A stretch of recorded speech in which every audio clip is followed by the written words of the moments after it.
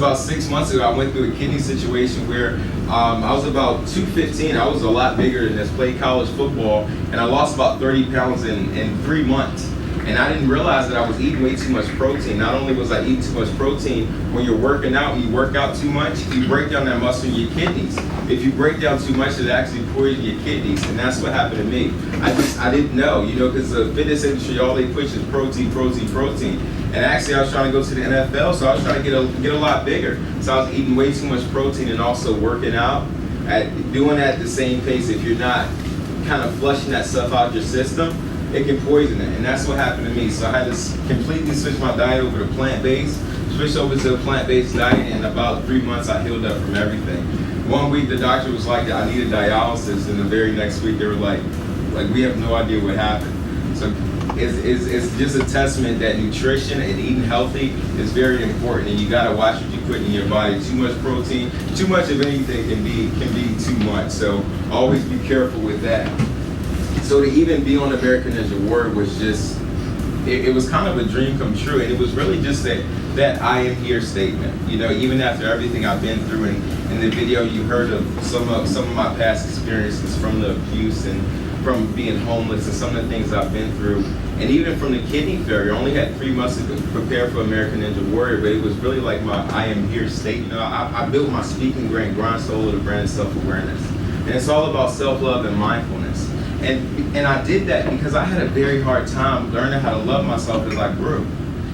My grandmother, she had a mental issue actually. She was actually raped and left for dead. So she had a mental issue, and that caused her to do a lot of the things that she did to me. She was very, very abusive. She did things like burn my back with cigarettes. She did mean things like put me in cabinet places and would leave me there for hours. So she had a lot of things going on with her. She also would give my brother. I have an older sister, a twin sister, and also a younger brother. She would do things like give them candy and wouldn't give me candy. So later on in life, I kind of developed a candy addiction. So I'm addicted to candy right now. But she would just kind of do mean things like that. And due to that happening, we was in a hard situation. My mother, when she had us, by the time she had all 4 of us, she was only 20 years old. My dad was 23, and he was a custodian, so he wasn't bringing in a lot of money. My grandmother, she bought in a disability check, so she kind of stuck around. And due to that, I was very angry at my parents. I grew up with a lot of anger, a lot of bitterness towards them because I was upset. Because I was like, y'all should have been there to protect me, and I felt like they weren't there to protect me, so I was angry about that. So throughout the years, I grew a lot of tension and a lot of anger towards my dad, so we argued a lot. And I started lifting weights when I was very young due to football because I wanted to be big and strong. So by the time I got to high school, we got into an argument. I actually remember I went to a lacrosse game. I wanted to get some extra points for sports and literature. I wanted to get some extra points. And I was on. Wow, that's amazing. I was on crutches, and I went up to the stands. My dad was kind of upset because I took too long to get out the stands.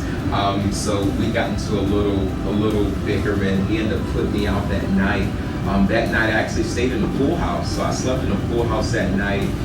Between my sister, one of my high school friends that I ran track with, I didn't spend too many nights on the street, but I was on the street a couple nights throughout there. But the Hesters came in, and I still remember them picking me up. I was sitting on my sister's front doorstep. I had like 10 boxes. I loved shoes when I was in high school. I loved shoes so much. And I had 10 boxes of shoes, and I was sitting, all I had was shoes in a bag of clothes. I had maybe 2 outfits, but I had 10 pairs of shoes. It was totally backwards. But throughout that, once I moved in with the Hesters, they just loved and they empowered me. And they showed me that, life isn't just the way I see it. Life can be seen from so many different ways and so many different avenues. Can make anything of my life. My past didn't define me. My actions and what I decide to do about my past are really what define me, guys. So no matter what you're going through, no matter what happened in your past, you just gotta know that you can create. And do we got anybody that plays sports in here? Any sports? We got a lot of athletes in here, guys. So in whatever sports you're playing, basketball, lacrosse, anything, you're not just gonna let the scoreboard define what happens in that game, right? If you're down 3-0 and you got 10 minutes left in the game, you're gonna give up. Right? You're gonna keep going. We think that mindset can only last on the field. And I'm hurting, I'm down, my body's hurting. I can go create and I can do amazing things like get on American Ninja Warrior. Self-love was really self-discipline.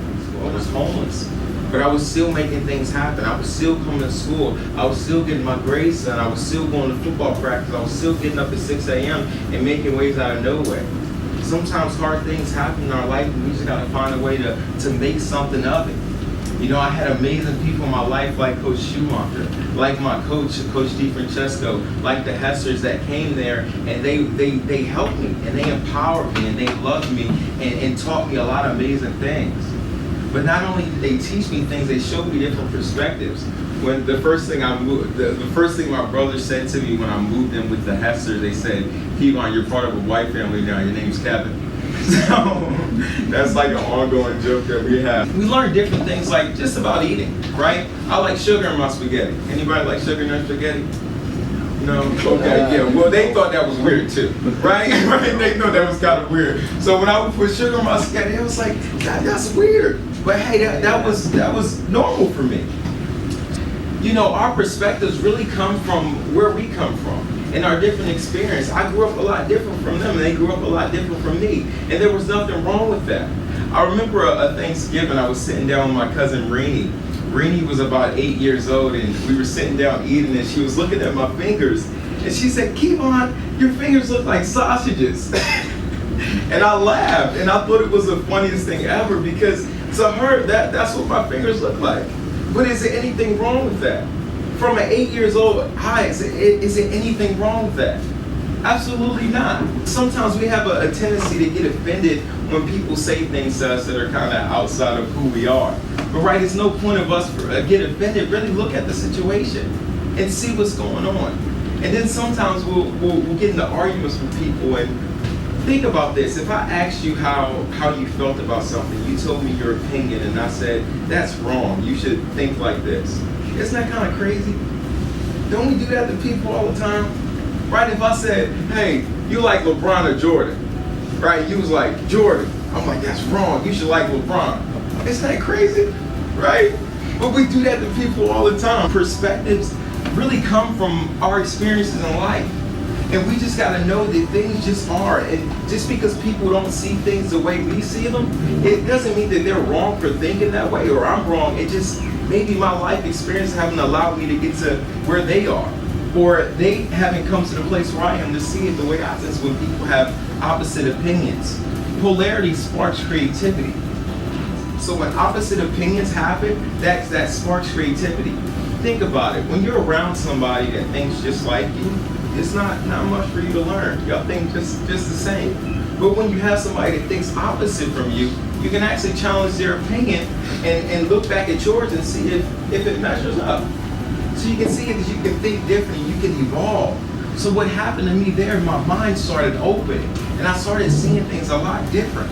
It wasn't just, how I seen the world. People seen the world a lot different from me. And I needed to respect their opinion in the way they seen the world also.